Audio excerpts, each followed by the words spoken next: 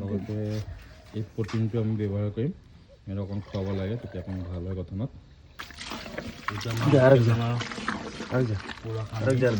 কলগছ, তাৰপিছত পুৰি আৰু চাউল দিয়া হৈছে, চাউল সিজা, আৰু লগতে আমি চাপৰ মিশ্ৰণ কৰি দিছোঁ। আৰু ভাইটি পুৰা কাম কৰি আছে।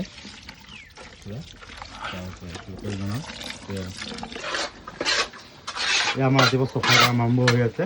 বাবুলে চফা কৰি ধুনীয়াকৈ আৰু এটা চাওক সোনকালে ডাঙৰ হৈছে লাহে লাহে। আৰু ৰাতিপুৱা সোনকালে আহিছোঁ, 8টা বজাতে কামত লাগি যোৱা হ'ল।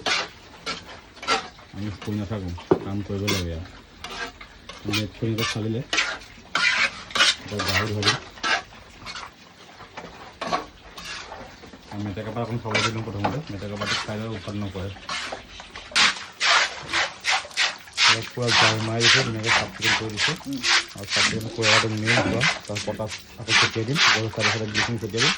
আৰু সিহঁতে অকণমান মেটেকা পাত চাই পেলাই বুৰ্ব বনাই লওঁ। উৎপাত ব্যস্ত আমাৰ চফা কৰি নিদিয়ে, বহুত উৎপাত লগায়। আৰু চাফ চিকুণটো মেইন গাহৰি ফাৰ্মত।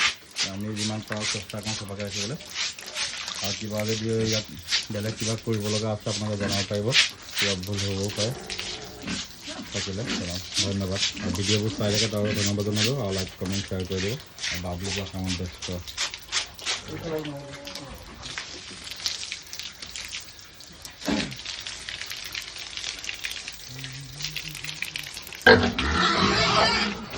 উৎপাত কৰিব পাৰে সিহঁতৰ।